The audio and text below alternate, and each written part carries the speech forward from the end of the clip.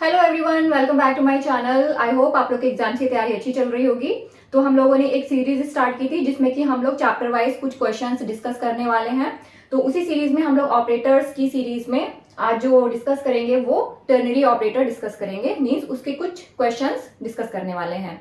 तो देखिए, ये हमारे सामने एक क्वेश्चन लिखा हुआ है, if A is less than B then D is equals to A minus का B else D is equals to B minus का ए। और इसको हमें क्या करना है, rewrite the code using the ternary operator. मतलब इस एक्सप्रेशन को आपको टर्नरी ऑपरेटर की हेल्प से टर्नरी ऑपरेटर के फॉर्म में लिखना है।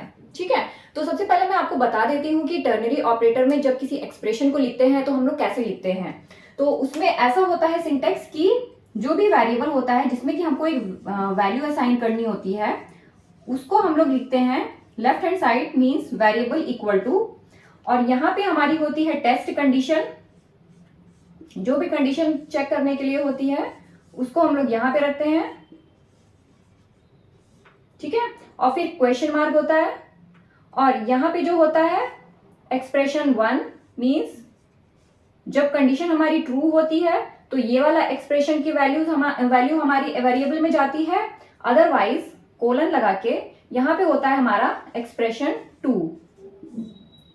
मतलब जब कंडीशन ट्रू होती है तब ये वैल्यू हमारी जाती है वेरिएबल में, और जब कंडीशन फेल होती है तो कोलन के बगल में जो एक्सप्रेशन होता है, जो वैल्यू होती है, वो हमारी असाइन होती है वेरिएबल में।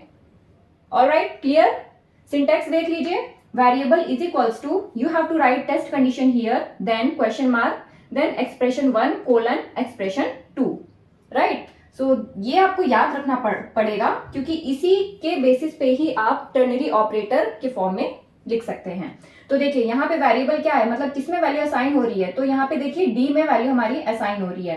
तो हम लोग यहाँ पे क्या लिखेंगे, D is equals to test condition. अब हमारी टेस्ट कंडीशन यहाँ पे कहाँ पे है, इफ।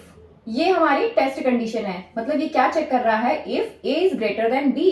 तो हमको यहाँ पे क्या लिखना होगा, A is greater than B, test condition. ठीक है, फिर क्वेश्चन मार्क, देन जब ट्रू होता है तो expression 1 means if A is greater than B. अगर ये ट्रू है तो क्या होगा, तब डी में हमारा आएगा ए माइनस का बी। तो हमको यहाँ पे लिख देना होगा ए माइनस का बी। ठीक है, फिर कोलन, और जब फॉल्स होगी मींस जब ये कंडीशन ट्रू नहीं होगी तो ऑब्वियसली बात है हम लोग एल्स पार्ट में जाएंगे, और यहाँ पे क्या है, D is equals to B minus का ए। तो हमको यहाँ पे लिख देना होगा बी माइनस ए। ठीक है, तो ये हमारा एक्सप्रेशन बन जाएगा टर्नरी ऑपरेटर के फॉर्म में। अगर हमको इफ एल्स के पार्ट में नहीं लिखना है, हमको उसको टर्नरी ऑपरेटर के पार्ट में लिखना है, तो हम ऐसे लिखेंगे। आई होप ये एग्जांपल आपको अच्छे से क्लियर हो गया होगा।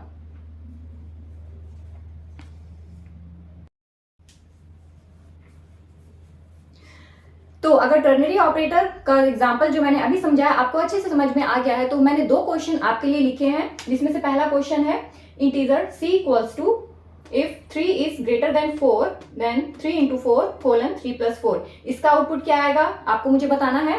Then second question is integer a is equals to 14 and b is equals to 4, then Boolean x equals to bracket में a is greater than b, then question mark true colon false. तो इसका भी output क्या आएगा आपको मुझे बताना है। इन दोनों क्वेश्चन का आप आउटपुट मुझे बताइएगा कि आपका क्या आंसर आया है। और इसी के साथ ही आज की सीरीज हमारी टर्नरी ऑपरेटर की कंप्लीट होती है। नेक्स्ट सीरीज में हम लोग एक नए टॉपिक के साथ में मिलेंगे।